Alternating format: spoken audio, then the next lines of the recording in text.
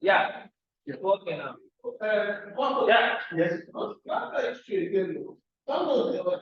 So we'll be taking Emolua Yamu's paper first, and she'll be speaking to the topic Nigerian slums in the history of development, of course, in Nigeria. Now, I want us to note two things about each presentation. The first thing is that this works or this paper speaks to the context of development in Nigeria, whether historically or empirically. And so we want to see what are those questions about development we need to begin to engage, and what are the challenges of development that we might not have paid attention to. That's the first thing I would like us to pay attention to in their presentation. And second thing, of course, because this is a work in progress, they are not supposed to be final or authoritative as it were. I would like us to also see areas of improvement we can suggest to each of the authors. So without wasting any more time, I'd like to invite anyone who I am to put hands together for us, please. Yeah, you can start with your notice. Anyone that you appreciate. Okay, yeah. Okay.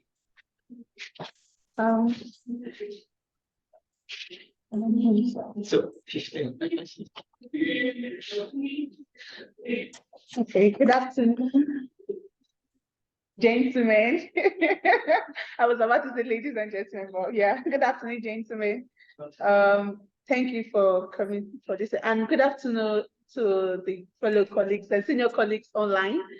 So today I'll be presenting on the topic Nigerian slums in the history of development. I would like to say it's a working paper in progress. So I'm still gathering my ideas together. So I really welcome contributions on how to fine-tune my topic and maybe redirect it or to add or subtract. Thank you. So I'm starting for the reason why I chose the topic Nigerian slums and the issue of development. Slums globally, slums in global south. Okay, slums in global south have been have a specific identity to it. So most of the time when we hear slums, we definitely know that they're talking about maybe global south. They're talking about something bad, something a situation or a place where it's all negative. But why going to work one morning, crossing the Third Mainland Bridge, and I saw the map of hope, and I just thought, are these people really about the negativity of Africa? Does slum represent negativity in Africa?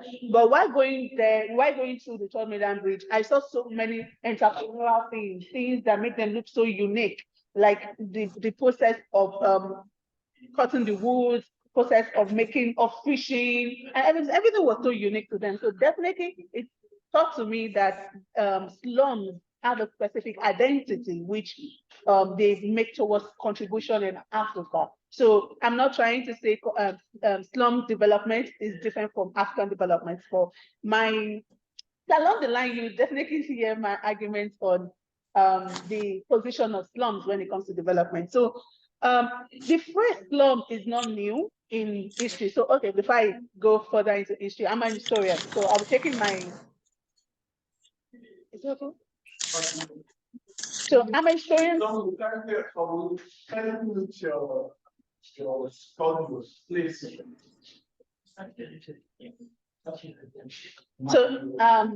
I'm a historian, so I'm going to be taking my arguments from the historical perspective. But however, due to the nature of this topic, I'll be borrowing knowledges and ideas from various aspects such as development studies, African studies, and more importantly, political studies, because I'm looking at the socio-political dimensions of slums when it comes to development in Africa. So going directly into introduction, slums are known are global phenomena which sprang up in the late 20s. Some debates says early 20th century, some say late 20th century. So it depends on the aspects of evolution of slums the person is looking at. So while tracing the history of slums, I discovered that slums in Africa had been argued by various scholars to be products of modernization of migration. Well, I have a lot of questions on that. When did modernization start in Africa? So are you saying modernization is the same thing as colonial rule? Because that's definitely where a lot of people define modernization to start from in Africa. So definitely saying slums in Africa started during the colonial rule. Well, to an aspect, yes, and to an aspect, no. So in Nigeria, slum areas living conditions increase daily with the arrival of new immigrants. We know through historical situations in Nigeria, prominent cities such as Lagos, Lagos was the center of where colonial powers based all their authorities, all their colonial authorities. Yes, they had their colonial authorities there. So I'll just go. So this paper aims at tracing the governmentality of slums and slum dwellers in Nigeria, and how slum governance has been operated in the everyday life of the society. As I said earlier on, slums like Makoko, for instance, they have more meaning to themselves. They project the everyday life of the society, everyday life of Nigeria, uniqueness of Nigeria. So that's the aim of my paper, is to trace the governmentality of slums and slum dwellers. So I'm going to explain what I mean by governmentality. So historicizing Nigeria development through our slums provides the almost exclusive narration of our multiple experiences in time and space. So slums in Nigeria produces so many experiences across time. When I mean time, over the years from the establishment of Nigeria, official establishment of Nigeria in 1914. Yeah, if I'm right, yeah, Mr. Toby, from 1914, that's when the official Nigeria, the name Nigeria was coined out, up to the recent time. So slums have been providing various experiences, multiple experiences across the time in Nigeria and across the spaces which they occupy.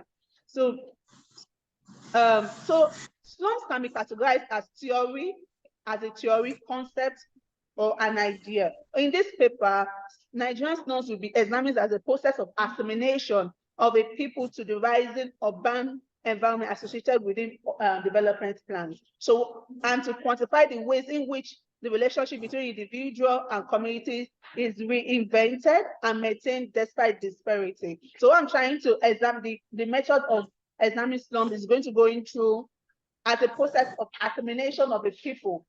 These people, as they create the identities within the space they have, how do these people process their environment? So in this, as I said earlier, I'll be employing various aspects, various scholarship aspects. So I'll go directly into, okay. So I'm going directly into the aspect of global development. So as I said, I'm looking at it in the aspect of their history in development. January 20, 1949, famous President Harry Truman concept of Federalism announced during his inaugural lecture, brought the world's attention to solving the undeveloped areas of the global problems. Therefore, Truman's doctrine redefined development to the world affairs, which also brought the attention of the globe onto underdevelopment, which this definitely resulted to the rush of the world into classification of developed and underdeveloped. So what are the things that brought about classification of developed and underdeveloped, and how do slums fit into this classification? Well, so as the United States became a world power in the post-World War II, due to rapid globalization, the war on poverty in the third world began to take a prominent place. Poor areas and poverty became an international issue. However, the concept of poverty alleviation and relief the concept of poverty alleviation and relief had existed before the post-World War II campaign. So what I'm trying to say is that the human concept of fair deal redirect and reintroduce what development is all about, and also reintroduce the word attention into the politics of poverty. So before 1949, the concept of poverty has existed, poverty elevation has existed through colonial rule. That's one of the reasons of colonial rule, right? So in history, it said the civilized mission was a concept of poverty. That means that civilized mission was conceptualized as giving the natives a process of attaining development which would meet up with the Western world. But unfortunately, there was one of the writers that said that native Africans or colonists could not reach up to the aspect of development with Europeans, because there was absence of evidence of industrialization, science, and technology, which were the basis for economic progress. So is that telling us that Native Africans, they were not developed, or they were developed in their own way? So it's a two-way situation. It depends on the aspect you're looking at it. Some African studies will tell you that Africans within that period were developed. They will take prominent cities like the Benin Empire, they will take Oyo Empire, giving evidence that yes, that these cities were developed in their own aspects. However, in the 19th century, another dimension of development saw an advent in the system of dealing with the poor or assisting slum dwellers. It's called philanthropy, or philanthropism, or humanitarianism. So the ideology of humanitarianism in slums or global south was born in 19th century. It was another aspect of them attending to slum dwellers or government, as I said, slum governmentality. So philanthropism or humanitarianism has occupied since 19th century, has occupied a very large aspect when we're talking about slums. We see it with we see this evidence with the rapid involvement of so many funding agencies in Africa, especially the least developed countries. So as by philanthropism, we directed development as an effort of modernization of poverty. So this modernization of poverty is a new mechanism of which the world control was established. Another establishment of controlling the world was established through philanthropism. I have my bit of misunderstanding when it comes to philanthropism and poverty elevation. So I'm going to humanitarianism. So I'm going to take in an aspect of in the aspect of slum dwellers. So to me, I have my own understanding of slum dwellers. When I saw these pictures, slum dwellers and humanitarians, when I saw this picture online, it told me so many stories, so many things.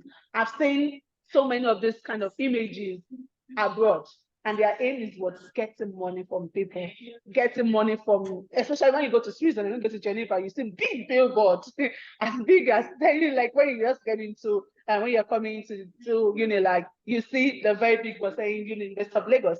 We have so much billboards of this, advertising poverty, advertising slums in Africa, in a bit of what? Of getting funding. So this not poverty and advertisement, humanitarianism and slum dwellers governmentality has actually given slum dwellers another image. A lot of people ask me when they see me about, oh, do you really in slums in Africa? I was like, what do you define as slums in Africa? So humanitarianism and poverty has given another image of slums, which basically not all slums in Africa are like this. This is the River Nile area, right? This is on top of the water, but this is not the true identity of what Africa is all about. So it gives another mode, another control of the world. And so I'm just going to advance because so poverty therefore became a social problem which must be solved. That's why we have so many organizations like the World Bank that have one of their mottos as poverty elevation as their motto. So poverty became a problem, a social problem, not only social, and a political problem which must be solved. Therefore, making all social and making all sub-Saharan Africans as the problem of the world, if I'm not saying too much. So poverty as a social problem elaborates the modern way of thinking about meaning of life, economic, human rights, human relations, and social management. Because of the idea of poverty, the way in which human rights in Africa has been viewed has changed. The way in which modernity in Africa has been changed, human relations has changed. The meaning of life in Africa has changed. So I'll just keep, because of my script, directly to the historical perspective of Nigerian slums. So so many historians have worked on tracing the issue of slums question in Nigeria. So Laura Byron, in her paper, The History of Slums, she actually viewed that history of slum question in Nigeria is directly connected to colonial urbanism. And as we spoke earlier, colonial rule in Nigeria it's quite unique compared to every other aspect of colonial rule in Africa. In Nigeria, we were so lucky compared to South Africa. Colonial in South Africa created a disparity between the haves and the have-not through apartheid rules. But in Nigeria, we are so lucky that the colonial mandate was not fully followed. If one of the scholars argued that if that colonial mandate in Africa was fully followed, Nigeria would have the same disparity between the rich and the poor. So sorry, the colonial mandate in Africa recently is one of the effects of colonial mandates in Africa, in Nigeria, is the question of GRAs. You know, everywhere you go to hear GRA quarters, GRA quarters. So GRA quarters is an effect of colonial separation between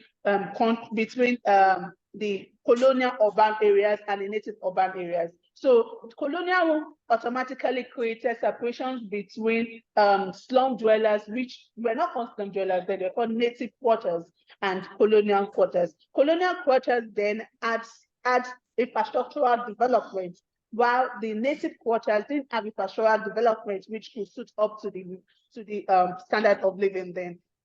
So I'll just go straight to developments and Nigerian slums.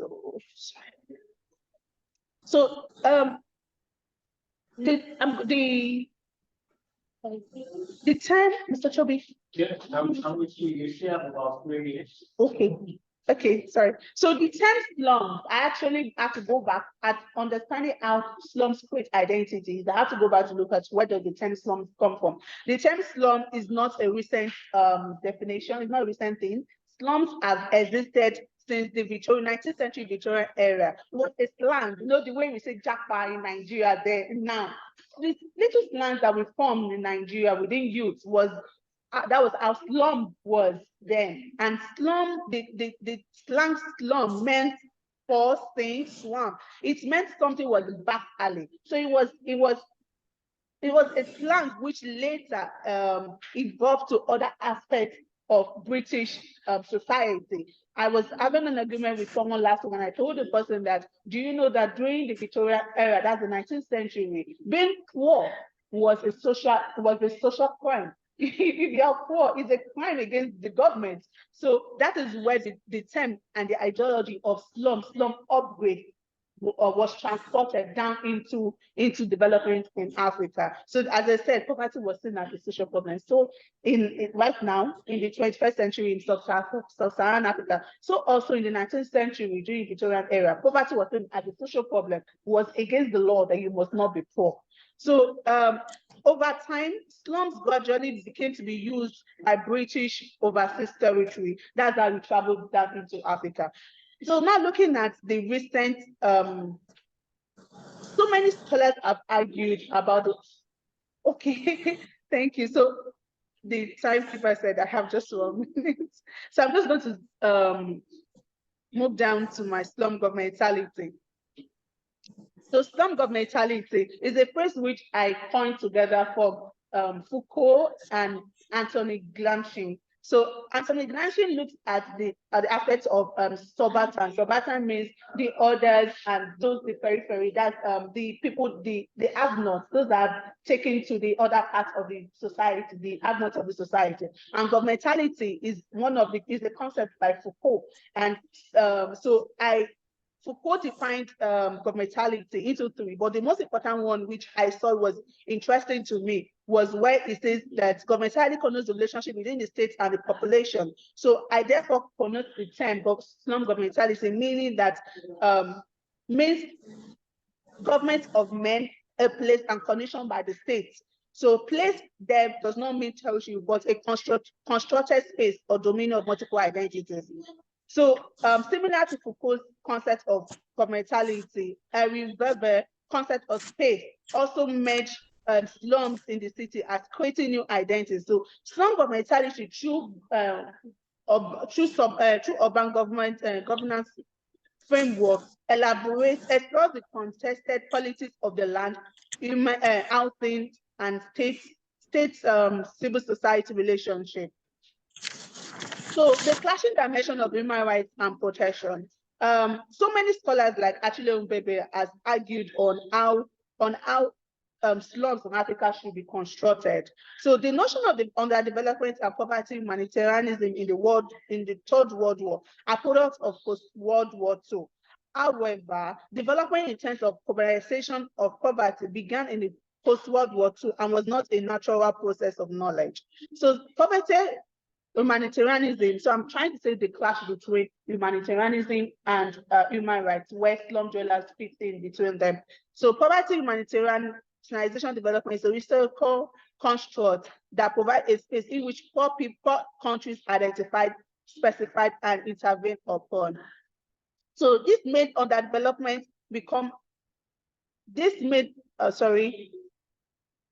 underdevelopment become an object of political technologies that end up multiplying it to infinity. So according to my research, I discovered that slum governmentality provides multiple identities for slum dwellers, and the mechanisms in which support slum governmentality that provides slum governmentality are embedded within the policies in which government means. But apparently right now I'm trying to make my conclusion. So it is right now, it is unfair to say development as personal was to slum dwellers, but in reality, this is the norm. So as I said, tracing the history of slums in Africa has shown, in Nigeria, has shown that development in the aspect of slum dwellers has not been fair, because development has been occurring in Nigeria, but slum dwellers have not been taken along with development. Reason being said so is because I believe, my argument is that this fundings come in just a little period of time, but this fundings for developing these slum dwellers are not sufficient and not what they really want. So I therefore said mechanism of slum governmentality should be restructured to adapt to multiple identities slum creates. Thank you. Thank you very much.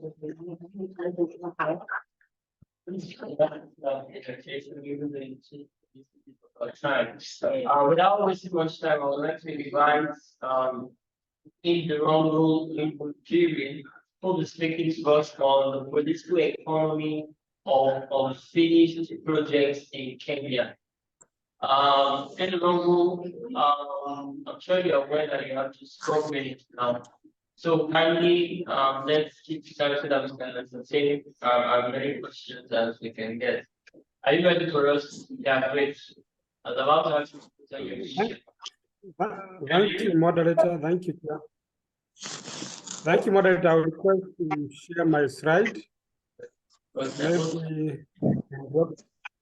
You said what on the wrong? Sorry, I missed that. I request to share my slide, and you need to drop the slide. You'll be able to talk briefly. Yeah. Thank you. Thank you. Perfect. Thank you, everybody. Good afternoon, good morning, good evening, depending from where you are getting us from. I'm getting from Kenya, Kirifi, Kenya. I'm sorry I could not be able to join you physically for the conference due to other engagement on this side. So thank you for inviting me to have this discussion together. And my name is Django Jira, as already introduced. I'm based in the University of Nairobi, Kenya. This evening, I'm going to discuss about the political economy of the unfinished development projects in Kenya. In Kenya, we find that we have 47 counties, and the 47 counties, they have their own governance and their own government leadership. And then we have the national government that deals with the national issues. We find the 47 counties, they're able to do their own development without involving the national government. The same thing, the national government does its own project development. But all along, we find that we have unfinished development projects in every county, and also the national government. And some projects have gone as far as 30 years ago, they have never been finished. That's the essence that we came up with this project and why we came to investigate the project and the problem we are facing currently in Kenya. Well, I hope you can see my slide. Maybe you can confirm, moderator. Are you able to see my slide? Yes. Okay, thank you for that. On my screen, you can see these are building to somewhere in a place we call Naivasha town. These are upcoming hospital that was started there 10 years ago. I took this picture last year, so it was started in 2012. And this building has never been finished from all those 10 years. And we found we have been having constitutional governments that are coming on board, they start new projects, and they have never finished the project. And in fact, this is a message of the public money resources, public resources, and also we have the issue of not getting the public not getting the value of their money, and also the governance issue is coming up in a bigger way in these projects. You can see these are projects, also another project as a road project. It is still an incomplete road project. We are supposed to have a highway on the top, but you find below the constructor has already blocked the main road, and we have a traffic jam on the road. And this road has not been completed for the last 3 years. And we find that the traffic jam will go on because the site has been closed and there's not been going on. These are some of the projects that we have and completed in the Republic of Kenya. Infrastructure development is the most common incentive politicians use to convince voters in especially in Africa. You find for every election period, politicians will come out with your incentive to the voters on how they can vote them. And they promise them to have good projects, inform them having schools, roads, hospitals, all kind of projects. They give them incentive for them to vote for them. But immediately they have voted in, those they don't complete the previous project, and also they don't start new project. And also most of the projects they start, they remain as a ghost project. Where in all the 47 counties in Kenya, which are spread, and they have unfinished capital projects, and they are capital intensive projects. And these capital intensive projects, there are different stages that are not complete. The objective was study. The first objective was to analyze the Kenya political economy and also the unfinished infrastructure development. They are not unfinished. The second objective was to investigate and exhibit the relations between the economic promises that are made by politicians and the development projects in different parts of the country, Kenya. And the last one was to see the economic impact the nation has on the unfinished project. The unfinished projects, they have different type of impact in the country. So we are there as objective to see do they have an impact to the economy in the country. A research question: what is the economic reach of this project, and how will this project fulfill the economic mission? Does it have an economic mission? That can we look about it? The relevance of the study. The study is relevant to the government, development partner, citizen, and commission. For the development partners, they're able to, before they fund another new project, they're able to make a decision to finish the unfinished project. The same government, the same.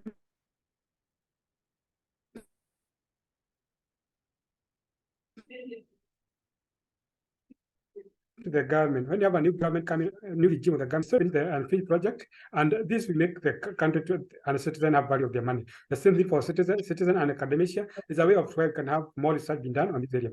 Also, the study will help future researchers who might want to dig more deeper on this subject matter. Our methodology of the study. The study uses a descriptive kind of design, which is both in quantitative and qualitative approaches. For quantitative hypothesis, a set of closed-ended questions were used, and for quantitative hypothesis, we use open-ended questions. The target population was the 47 countries in the Republic of Kenya, including the national government. The sampling method was involved gray rule of thumb method, and also the sample size was 141 respondents who were selected using random sampling in the 47 countries and the national government, and such a sampling method was used in this criteria. The time period for our study was 4 years, that is from 2019 to year 2022, which is last year. Data was analyzed using SSP method and presented in tables through various ranking. The survey was constructed using surveymonkey.com. 8 applicants answered out of the 141. 8 answered, which was around 60%, which was a good for us to go ahead with the study. This survey was used to quality control and edit the procedures around the sampling process. In the findings, we're able to find that. Sorry. Yes, in your we finding, can. we're able to find that. In your finding, we're able to see that a quarter of the development project in the country, they remain unfinished and they never been finished to completion, and also spending a lot of one third of the government development budget goes to the project development, and we find that one third of this development project, out of this, it is what we have unfinished projects. 80% of the project are more so political promises. They came as a political promises. So when a new regime comes, they will never finish the project, which will never be completed up to now. Consequently, the political regime has no will. They don't have any good will to finish the project, and also corruption and spending have observed in our study. In the conclusion of the study, we find that physical institution can increase completion rates by mitigating the operational consequences. For example, in Kenya, you have the control of budget. Before the control of budget, allocating the budget to the county government and the national government, she or he need to make a mandatory for them to have a completion of the previous projects, and also the issue of corruption, mismanagement of funds, and weak institutional capacity, and lack of accountability and political influence. These are some of the factors that have delayed this project, and they need to be taken off. Also, you have a cost overrun, because you find that a project goes for 10 years and will be having a cost overruns over time, and ultimately the project has been abandoned. Then you have the hit of economic progress. You find that country cannot grow with an unfinished project. When you have roads has gone for many years without unfinished, we find it's affecting the economy of that area and finally the economy of the country. And this brings also inequality and the erode of public trust with the government. The people don't have the trust with the government to deliver essential services, water, roads, medical services, and also education. So these are some of the factors conclusion we came to do after our studies. In our recommendation, our recommend to have multi-phased approach in when you're implementing projects in the country. Also, we need to have policy coordination and public awareness, whereby in policy coordination, let the government be knowing what the other department is doing, and let us coordinate for us our finished project. And also, we recommend to have a PPP, public-private partnership model of financing. When you have a PPP model of financing, the private sector player will make sure that the project they go to completion, and when they go to completion, they're able to get the value of the money of the country. I can give you an example. In Kenya, you have what we call Expressway Road. Expressway Road was a PPP project. It was completed within less than 2 years, and it has used over 4 billion Kenya shillings. This was made it to be more faster because of the PPP project. And also, we need to have inclusiveness in the project implementation. The community need to be aware of what has happened in their area, and other stakeholders, they need to be included in whatever they are doing. And also, subsequent government should not have budget allocation for new project. So all the government coming on board, they first need to finish the previous project that they're not being completed. Also, we need to have the strength and legal frameworks and also at the same time enforce the existing laws, especially on corruption and also on regulation of the construction sector. That's all. Thank you so much for listening to me. Thank you so much. Don't forget to get up with the wrong book. That's presentation. Right away, we're going to Romanus Uzegban, Ayadu, and Dominic Chukwuka. Dominic, you have 12 minutes to present. Let's have it. Please pull this down. Can you share your screen? Thank you, everyone. I think you can share it from their end. I don't have it here. I'm using my phone. Oh, okay. That means I will have to just give us a minute. I will need to forward to this email address. Just hang on, please.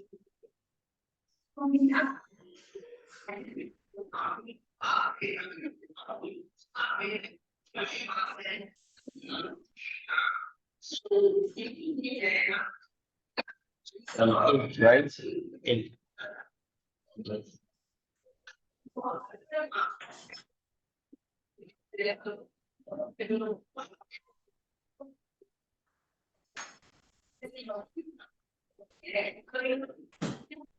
Just to be sure, Dominic, are you on a PC device, right? Pardon? No, you're on a PC, laptop. Yes. Okay, because I want to forward it to you too, so in case you need a backup copy of it. I remember you said you wanted to swap your PC. So I'm sending it both to the admin here and also to you. You can have a backup copy of it.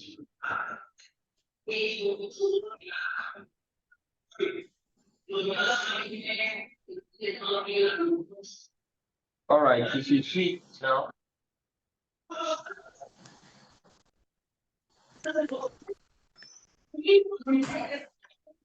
Refresh.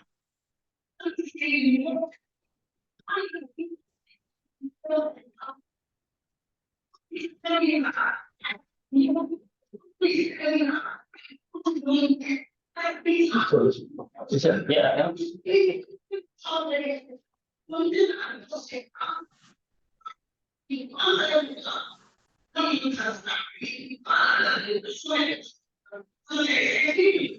No, this is the first one.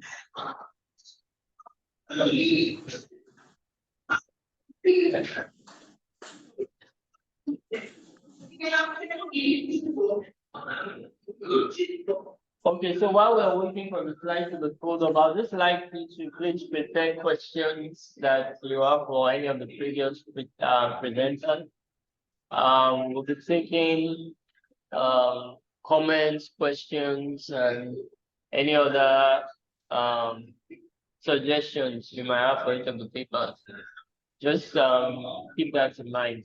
So we have your slides up now, Dominic. Can you see them? Yes, I can. Who is projecting, you or him? You, okay. No, right. No, it's been projected from your end. Okay. Thank you very much. Thank you very much. Good morning, good afternoon, good evening, everyone. And move it around. Based on your location. Yes. My name is Dominic Chukwukandulue, and my co-author is Romanus Uzegban Ayadono. And I am presenting a paper, even though the paper is still in progress. But this portion was carved out mainly for this conference. So the title is Developing the Post-Colonial City and the Burden of Infrastructural Weights on Lagos Crust. Please go to the next slide. Next slide, please. Currently, we have a population report being released, which shows the countries, and Nigeria has come to number 6 in the world population, in countries with the highest population, and its population has been a global concern even as far back as the 17th century, when Malthus was talking about his theory on population, even though he based that vis-a-vis the food production. And in order to find a way to solve that problem, they suggested measures, which part of which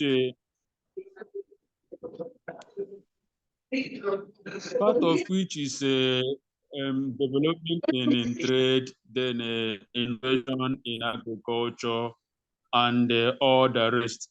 And the innovation brought about industrialization, which concentrated the population on cities as we have today. Then trade brought about movement across a settlement, maybe in search of market for the goods and in search of raw material. And the trade also comprised slavery, which brought Europeans to Africa in search of able-bodied men that will work in their farms. Then go to the next slide, please. Next slide. Next slide, please. Yes. So the location of Lagos, the terrain of the Lagos, its nearness or accessibility to the ocean made Lagos State a perfect location, apart from the normal traditional trade between the villagers and the fishermen, who were attracted to the location as a result of the natural endowment in Lagos. That also location led to attracting the Europeans, first the Portuguese, to the Lagos, because accessing the hinterland through Lagos is easy because of the height of the terrain and the slope of the terrain, which made it easier for people to get to the hinterland from the sea and the people to get to the sea from the land. So Lagos location helped in the trade, in the trade, in various trade that was being carried on before the colonial masters, and during the slavery, it also helped in transporting slaves from Lagos soil to other European countries. So this, looking at the characteristics of Lagos as our study area, Lagos has the attributes that helps in attracting people to Lagos, and also in establishing trades in Lagos, especially with Africa and the rest of the world. So the name Lagos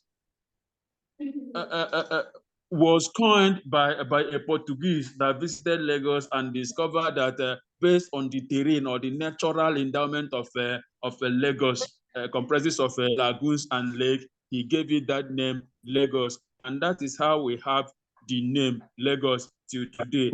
And when you hear Lagos, what comes to mind is that part of Lagos, which is Lagos mainland and Lagos Island, even though they later became Lagos State and they later became Lagos Metropolis. But whenever Lagos is mentioned, what comes to mind is that first area that was named Lagos. Can you move to the next slide, please? Okay. So then this is the map of Lagos State, and where you have in block is the main area called Lagos. It comprises of Lagos mainland, which cut across Yaba, Fadeyi, Oyimbo, and the rest. Then the Lagos Island talks about the Victoria Island and Ikoyi. So the next slide, please. Next slide. This is zoomed for the area of Lagos. Next slide.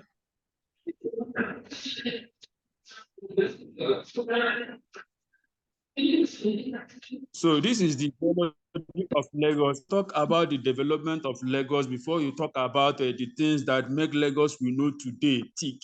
You talk about the geology of the Lagos, then the formation, the co-formation of the Lagos, then the geomorphological characteristics, which enables accessibility. Then the flat terrain, the forested plain, which attracted people, the good soil, which attracted farmers and the fishermen. The coming of the in 19. Next slide, please. So when you look at this map, it talks about the geology of Lagos State. The geology comprises two main geological formations. One is made up of a coastal plain sands, which is more stable, and the other one is the alluvium type of soil, which are sensitive, which are fragile. If you look at the area that is made up of Lagos that we're talking about, you know that the area is made up of more of alluvium soil, which suggests that the soils are weak, they are not stable, they can collapse, they can subsidize. That is the characteristics of the terrain or the geology of the Lagos that we're talking about. That's the mainland Lagos and the island Lagos. Next slide, please.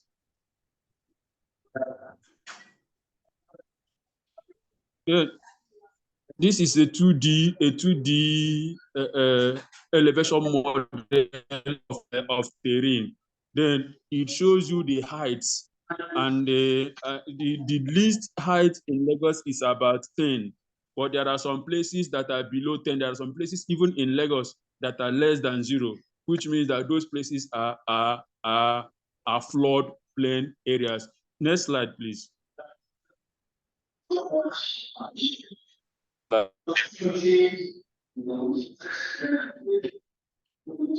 Next slide. Okay. So this is the zoomed area. The zoomed area, you see area are marked 10. That is the meter. That is the height of the topography. And the where you have 0 is this level. So Lagos has a terrain that is very close to the sea, and it suggests that the area can be prone to flooding or can be inundated. It can be taken over or submerged by the sea. Then looking at the materials and the methods, so this study adapted, we use the secondary data. So even the maps, some of the maps were processed by the authors, but the sources were from secondary data. Then next slide. Next slide, please.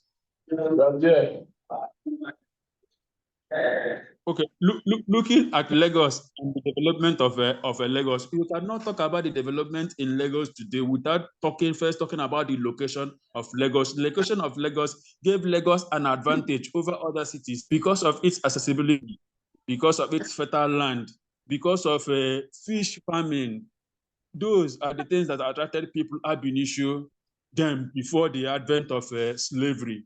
And the location of Lagos and the terrain of Lagos helped in encouraging slave trade via Lagos State, because when slaves are captured in hinterland, they are brought to the coast from where they are shipped. So and when slavery was abolished, some people that were captured that were meant to be sold were not. So they were left in Lagos State. Even those that have been shipped already, that were later released, some of them came back to Lagos. So before development of Lagos, there are things that attracted people in Lagos that form the basis of the development of Lagos. Then when they abolished slavery, then the British came through colonialism.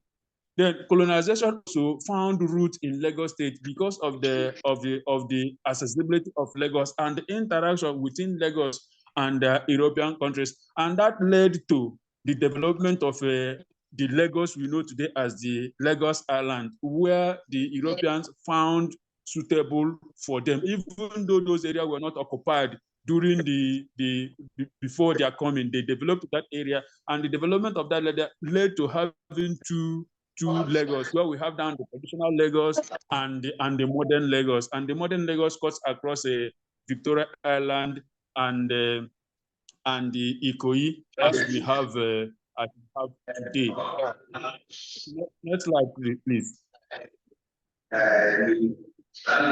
So looking at this, hello, Dominic. You have 3 more minutes. Looking at this concept, yes. Looking at this concept, it explains everything we're trying to say. There was a geographical area that was named Lagos by a Portuguese.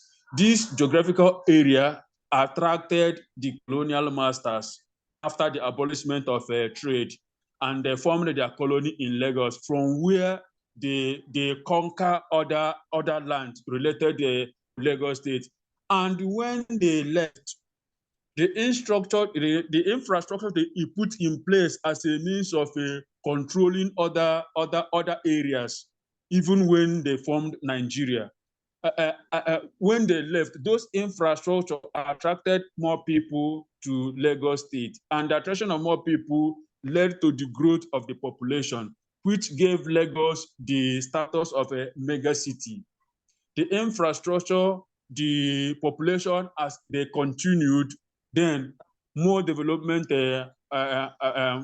were encouraged. Then this more development means building uprise houses, removing smaller houses to build one in order to accommodate the population, and the building of these more high-rise buildings led to adding more pressure or adding more weight to the Lagos crust, which, as it is continuing, may lead to the crust being overburdened, which may lead to destabilizing the soil that may cause building collapse, or may lead to pressing down the crust that may cause subsidence, which may eventually lead to the sea overflowing the land. Next slide. Next slide, please. So this map shows the land use land cover. Where we have red is the area that is built up. Then it cuts across years from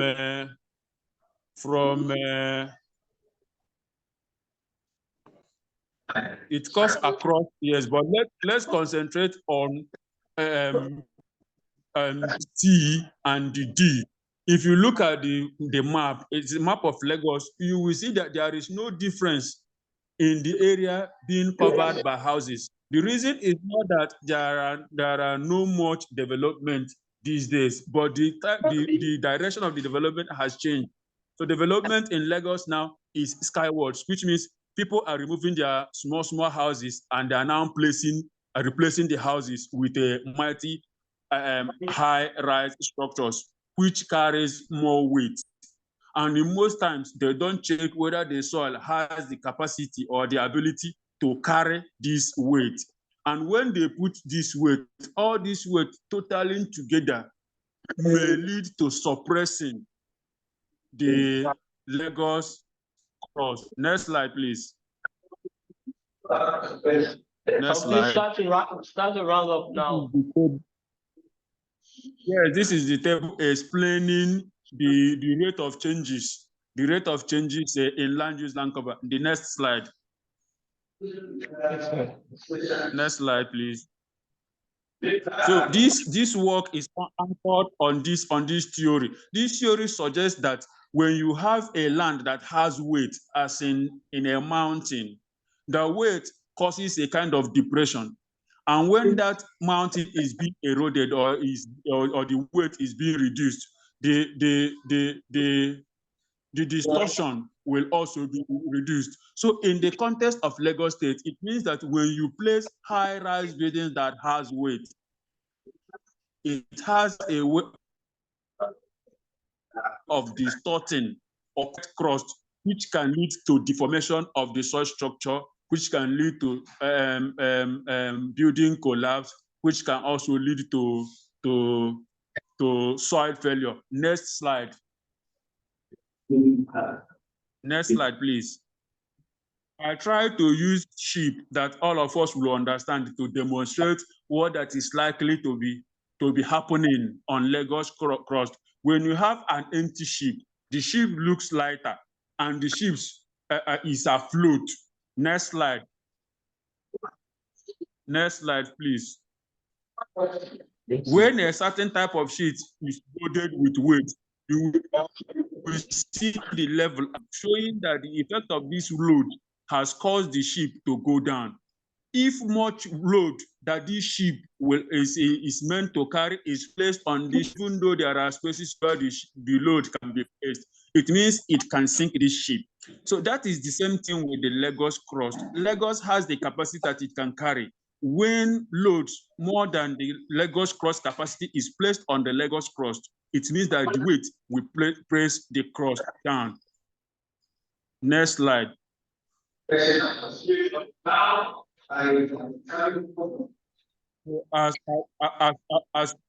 we are aware today, we have there is need to understand the terrain and now to determine the weight it can carry and design the kind of weight we can place in the terrain. As of today, there are reports that New York is sinking because of the weight that has been placed on the cross of New York. And Jakarta is also underwater. There are some areas in Jakarta that has been taken over by the sea because of the weight placed in Jakarta. And in Netherlands also, the Netherlands city is founded below sea level. But because Netherlands understood their terrain, they were able to design their terrain ab initio, that even in Netherlands, where the terrain, where their land is below sea level, they do not have any problem of flood or the sea overflowing the land. So it requires planning ab initio. So to understand the terrain and what is the purpose of the terrain in order to plan how to build and make use of that terrain for sustainability. Thank you. Thank you so much for that presentation, Dominic. You took us through a lot, and we hope we'll be able to leave comments within the time we have left. I noticed that Severin just joined us. Severin, you're welcome. How are you doing? Can you hear me, Severin? Thank you. Hold on. I'm fine. Yeah, we were hoping you were going to join eventually. So can we have you for just 12 minutes? Do you have your slides there? Hello, Severin. Do you have your slides? Can you share your slides from your end? Okay, okay, thank you. I'm sharing. Okay, great. Please keep in mind that you have just 12 minutes so we can take questions and comments.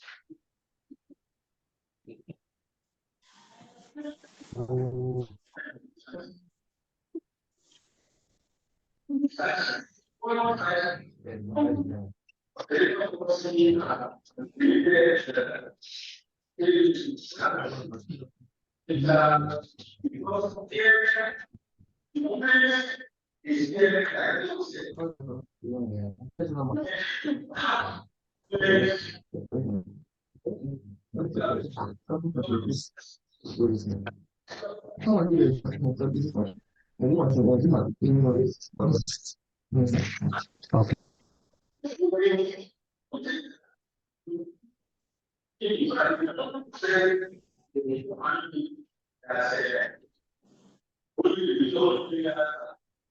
Severin, we're waiting for you to pull up your slides. I'm also looking for it in case you don't find it on time. So whichever one you can get so that time will be safe.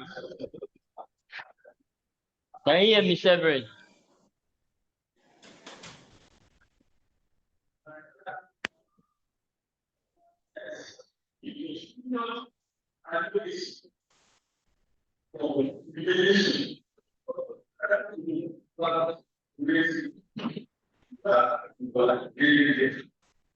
Let me just send it to you.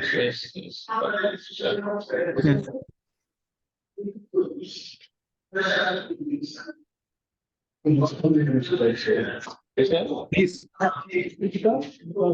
the participants can see my screen. We can see your screen, but you're not sharing your slides. You're just seeing your folder, your Microsoft, Windows Explorer. Okay. Okay. No, you don't. You just try to find it. I've sent it to you, so just find. Yes, I sent. Oh, okay. Do you already have it?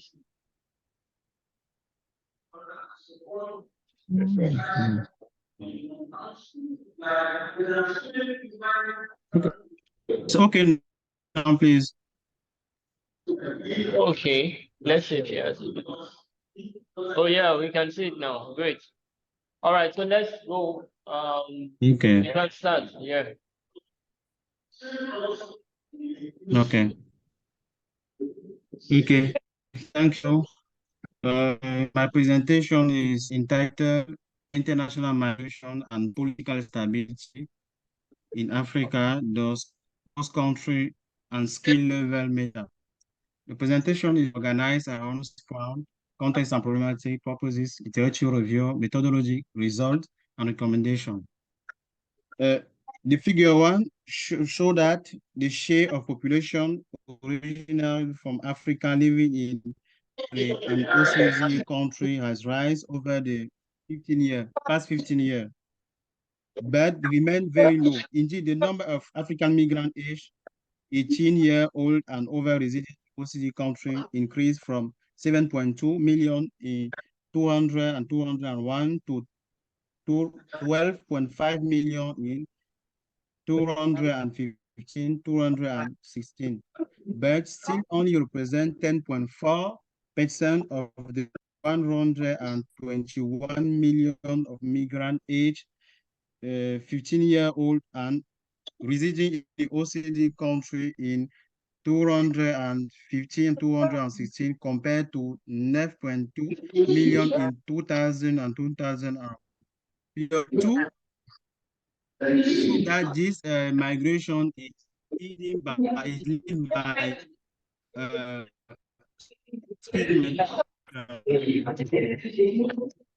migration is not a consequence for the home country. Migration can affect, there are opposing view in the analysis of migration, optimistic vision and pessimistic vision. Optimistic vision is defined by developmental theory and neoclassical theory.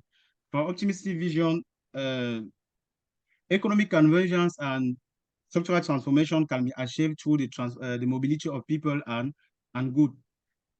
Migration flow always comes from countries where the labor factor is abundant and capital scarce. Factor mobility will lead for a balance between supply and demand. Pessimistic vision denotes the recovery of human and natural resources by from poor country by rich country, so that accentuating the development issues. The availability of new databases has made possible empirical assessment, which focus on the economic and non-economic effect of international migration. However, the literature on the effect of international migration on different countries is uneven. It has focused much more on the economic impact of international migration, leaving non-economic impact unexplored. Among the non-economic aspects is political stability. This marginalization of political stability in the literature is unsustainable for at least two reasons. First, political stability is a catalyst for economic prosperity. Political stability affects economic activity through several channels, including uncertainty and suboptimal government policy. In this context, political instability is associated with excessive debt, budget deficit, and a shift from public investment to consumption. Second, the literature shows that there are very little empirical evidence of the transfer of political norms. There are several reasons for analyzing the relation between international migration and political stability. First, to the best of our knowledge, we provide the first assessment of the effect of international migration on political stability.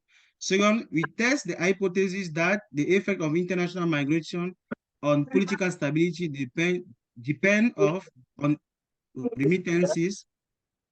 We analyze the phenomenon of transfer of social remittances from the host country to the home country. To our knowledge, only Koulibaly and Onba 2021 explore the question of transfer of political norms in Africa, but in particular interest in democracy. However, this study does not construct a norm indicator. In contrast of this author, inspired by Ben and Seka 2013 to construct original measure of political norm based on skilled migrant and political stability in migrant host and home countries. In the light of the above, we ask ourselves the following question: what is the effect of international migration on political stability? Does the effect of international migration on political stability on home country depend on the host country? Does the effect of international migration on the home country depend on remittances? The aim of this work is to analyze the effect of international migration on political stability in Africa, determining the host country effect in the analysis of this wing, and assess the role of remittances in the analysis of this link. There is no empirical, to our knowledge, there is no empirical evidence on the effect of international migration on political stability, but we can summarize the related literature into the related empirical literature into microeconomic study and microeconomic study. Microeconomic study always analyze the effect of international migration on political institutions, electoral choice, and compare the electoral preference of migrant with that of non-migrant. Macroeconomic study focus on the effect of immigration on democracy, on international quality and conflict.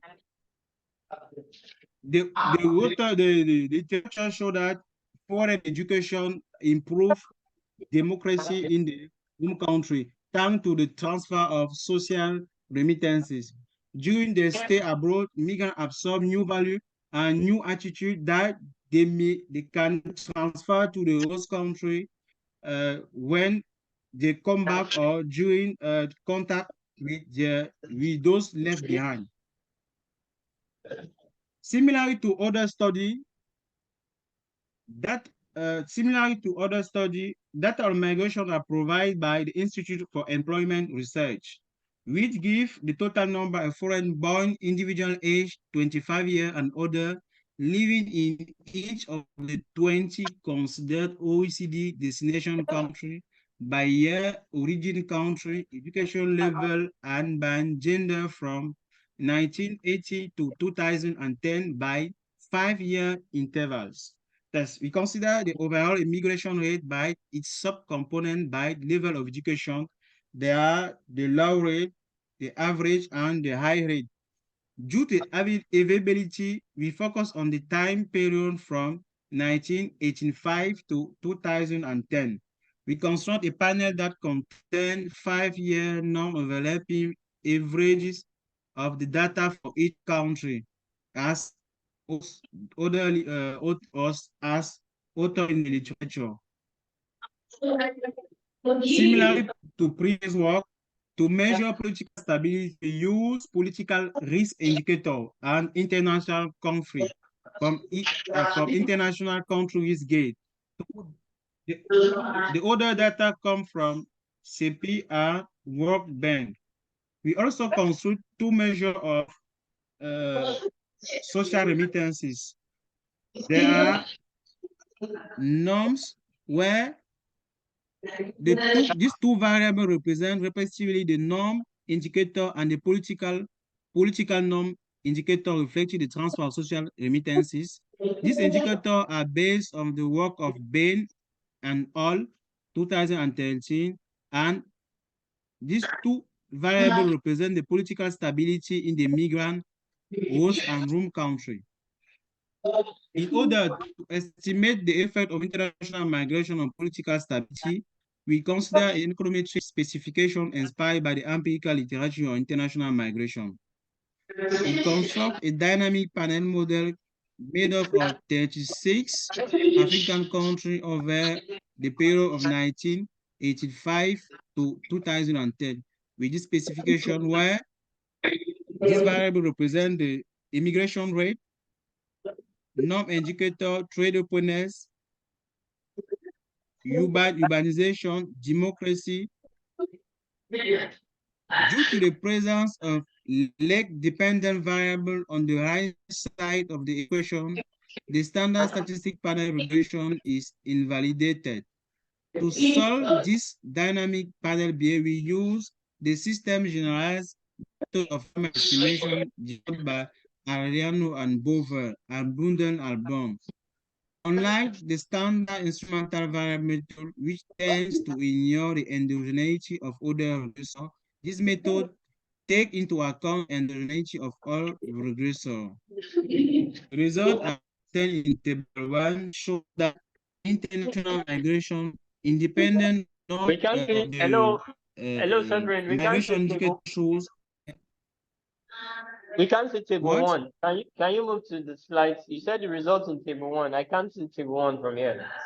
Can you move your slides? Yeah, You can great. see the, Yeah, I'm seeing it now. I don't know what the I can see it now. Okay. Continue. okay Yeah. show that table show that international I use color red international migration by political race, international effect on political risks. Also have a political significant effect and significant political effect on international conflict. The Hello, two known Sandrine. indicator construct based on Can you round up now? We have just one more what? minute. Can you round up now? We have just 2 one more okay. minute. Okay, thank you.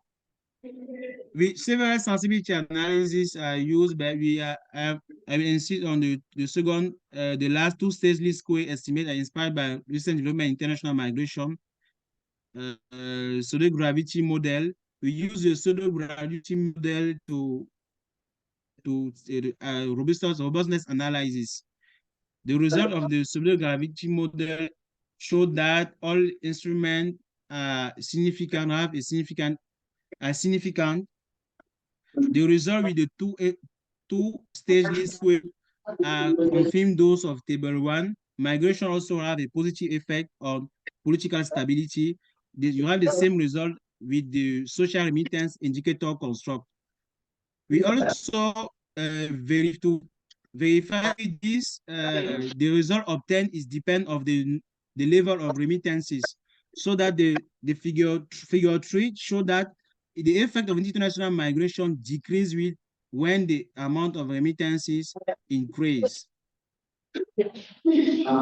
This study showed that migrant are the agent of development. Is therefore up to the policymaker to create the right condition for migrants to flourish and to control remittances. Thank you for your kind attention. All right, thank you so much. Can we put that together for Cedric Samuel? So we've had 4 different speakers speak on different subjects, and of all the sessions we've had so far, this is like the most technical.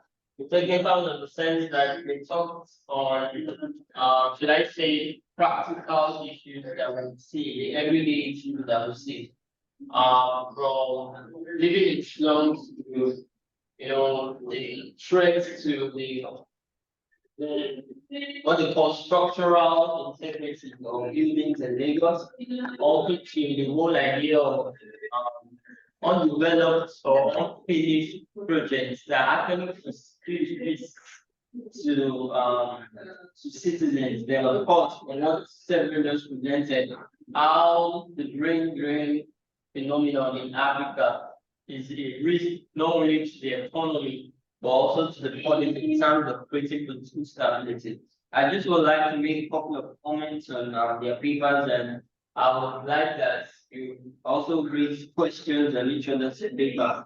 And we took us through the history of slums, the whole idea of slums, and how that the extractivist conception of slum is part of what is really the what you call slum mentality, and that the humanitarian dimension of slums now are what many people relate with more than the livelihoods, the meaning making, the should I say identities that are constructed in slum places. I remember last year, was it 2021, the Deputy Secretary General of the United Nations, Amina Mohammed, came to Lagos. And one of the places she visited to was Marcus. And she was taking on a boat ride across Marcus. So she and contingent.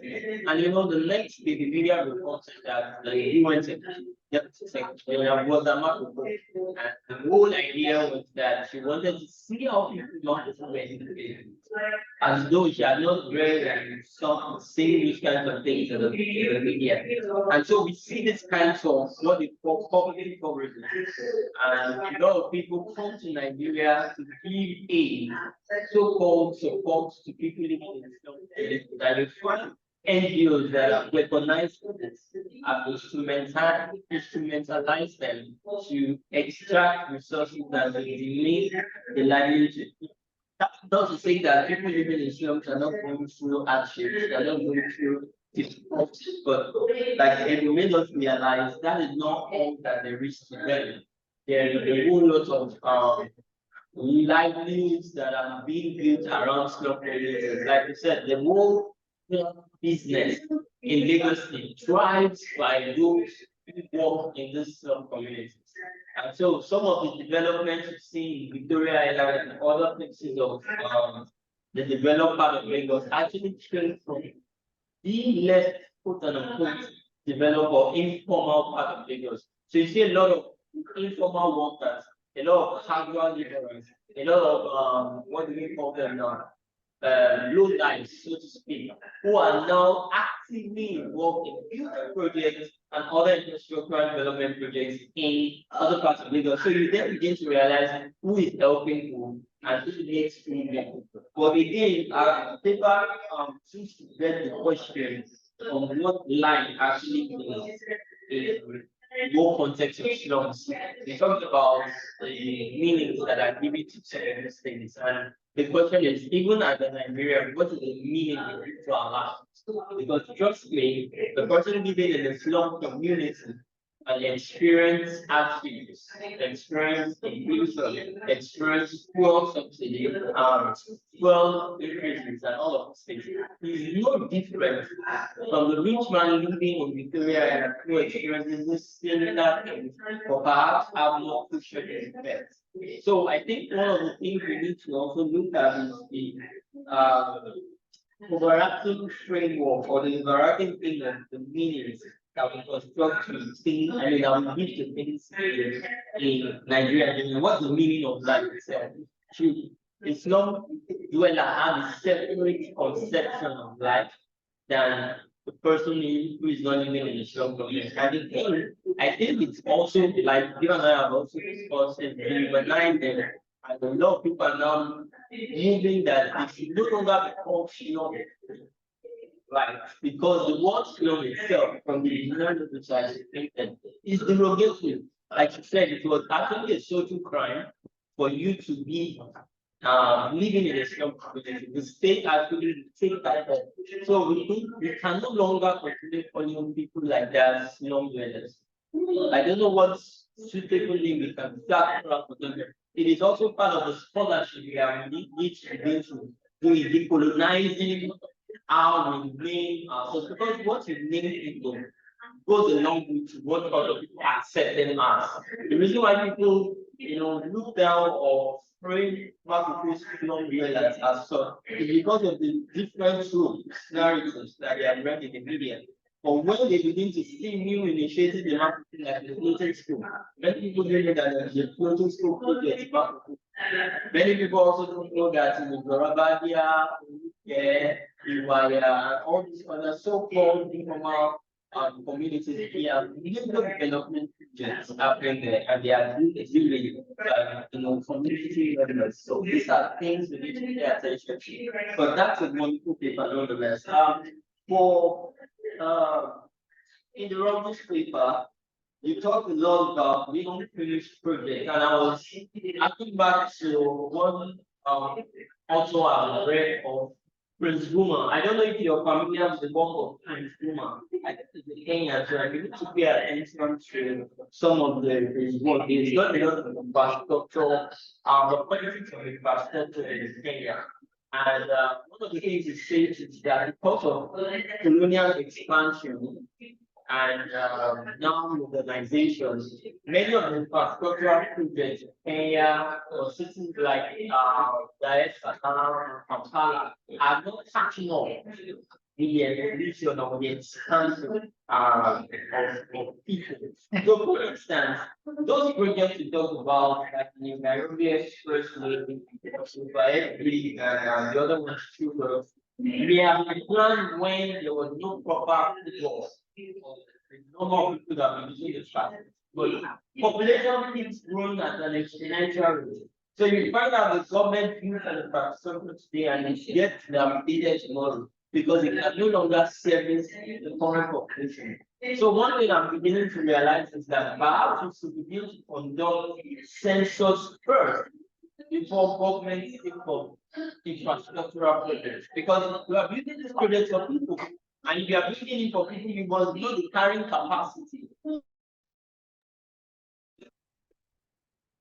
People flying that road on a daily basis, and people keep, because of modernization, buying cars, getting heavy equipment, moving across that bridge. Whereas this bridge was built when Nigeria was perhaps estimated to be around 100 billion. So you can imagine if we continue doing at this rate, what we have to do. I don't know what it is in Kenya and the street, but I can also imagine that the population spark rising. So that would be one reason why some of these projects completed. Again, there is corruption to that, and that's one of the valid concerns we have across Africa. He also, Dominic made us realize that Lagos was sinking.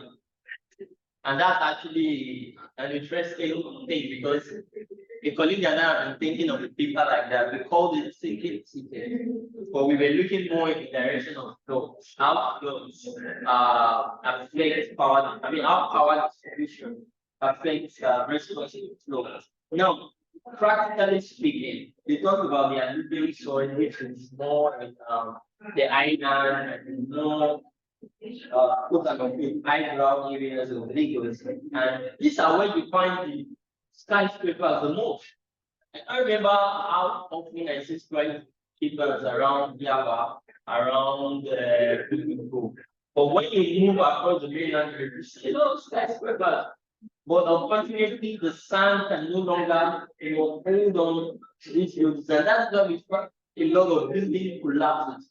It is not because, yes, partly because they use substandard materials, and also maybe because they have some cutback. The architect or the engineer, site engineer might be slack on negligence, but it is also perhaps like dominant statements realize because the sand, the cross can no longer accommodate these buildings. So what we do, that's one of the things I would like you to actually, yes, it is important to talk about theory, let us understand the theory, but you can't stop people from building. As long as I earn money, one of the things I know Nigerians are fond of building houses. So you count it as a spiritual status of when you own your own house, or when you rent an rent an apartment in an eyebrow apartment. All right. So you can't stop people from building houses where they can afford it. So how do we address the question of the sinking lands that we find in most parts of Lagos Island? That's a question for you and the food for the for us.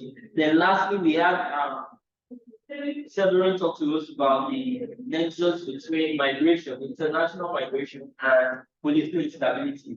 Interestingly, and I want to already this question saying, you said there is no empirical research that connects migration with political instability. So let me realize that there's been a lot of work around that. As a matter of fact, the International Organization for Migration does exactly this. Track the number of migrants and see how this affects not just social services, not just what we call normal, only provisioning of social facilities, but also the politics, how does it affect the government, the governance structure. So there is a lot of work around international migration and political stability. I would suggest you look at the works by Professor Olumonsi or Adeloti, I think, is a renowned student when it comes to international migration in Africa. In fact, he's studied a lot of work about politics. And I'm sure you'll find his work useful. But one of the things I would also like to consider is the idea of assessing effect of migration on economic models. I'm not saying economic models are not good and they are facts needed, but the truth of the matter is economic models do not explain to you why I have to leave Nigeria to go abroad, because I've been facing a lot of what they call push factors, right? There are push factors over there. Improved livelihoods. There are also what we call economic opportunities. There are educational opportunities. But do you know that there are a lot of push factors that are sending people away? Now, there was a video I watched recently, and this is very funny. A man was being interviewed upon arrival in the UK, and this man, you can assume, is around 25, 40 years old. But he insisted 15 years. They were interviewing him. So you cannot be 15 years. He's 15 years. So I was trying to imagine what I thought he was mentally unstable, but eventually he knelt down and was apologizing to them and said, actually, what happened is that his parents died, armed robbers came, and he actually get the money of his father, the inheritance of his father, spent it, and now his family members are after him. So I was wondering, even if his story was not possible, the fact remains that his life was at threat. And so these are some of the reasons why people have to travel, why migration and you cannot stop certain people, especially those who like, look at what happened in the North is there are a lot of people who are displaced and have to find place where they want to survive. So these are things that are not quantified as it were. So I'm just suggesting to you, Cedric, that you need to also begin to pay attention to other ways of understanding these natures, especially since you're talking about instability, which is a very, very sensitive term. So those are some of my preliminary thoughts on your presentations. Fantastic papers, work that I feel that needs to be engaged further. And obviously, since you have interest in this subject, I have no doubt that you'll be able to develop the papers. So I don't know if there are any questions from the floor. Does anyone have any questions? Okay, we have one question, sir. Okay.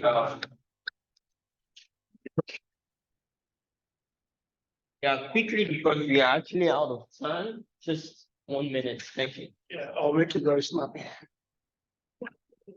All right. The first one actually is going to Dominic. Very interesting paper. Thank you very much. In the course of your conversation, I think one of the section in your slide on geology, right? Yeah, geology. There is a place you said Lagos has an elevation of about 10 m. I was just wondering, probably if you can throw more light. Well, it's a very technical section, so I would really love if you can just explain to us what 10 m. Is it 10 meters? Is it 10 millimeters or 10 m? Probably you can try to break it down. Then for our friend from Kenya, it's almost, I think, basically what you said reflects most of, or what we also experience here in Nigeria, most other African countries, abandoned projects. In fact, the moment you pull up that image that has kind of monorail bridge, my mind raced down to Port Harcourt, probably if that image was from Port Harcourt as well. So I'm just going to ask a very quick question. what is the place of the CSO, that's the civil society organization, and what is the place of the fourth realm, the press? Like, what are they saying? What are they trying to bring awareness to the general, Kenya list? Are they trying to hold the government responsible? Then to my sister here, I didn't get the name actually. I'm so sorry. Sorry? Okay, yeah. In fact, the moment you mentioned slum, I came to this panel because of you, because in 2019, I was also here. I did something on slum. Ajigule, to be precise, is now published by Kalikozi. A very interesting presentation, yeah. But I would also want to advise that I think you can make the paper more concise, because the more concise it is, the more detailed it will be. And the area you've chosen is one very interesting area, because Lagos has more than 42 slums. So I saw the way you were also the historian. Yeah, I'm a historian as well. It's a normal thing. You want to pull between colonial, pre-colonial, post-colonial. It can be very taxing. Yeah. So I think you can just focus on looking at how these people, the slum dwellers, you can use. I think I'll share something with you. Look at how they've been able to create a sort of social inclusion, and also create a sort of identity and capital formation for themselves. It will help you to really, express that particular thing you have up there in your head. I think those are what I want to say. Thank you. So quick responses from Dominic first, and in the wrong, then we'll end this session. Dominic, what are your responses? Yeah, I know that, but Yes, concerning one straight. Yes, that M will represent meter. When you are measuring elevation in geography, you measure elevation in meters.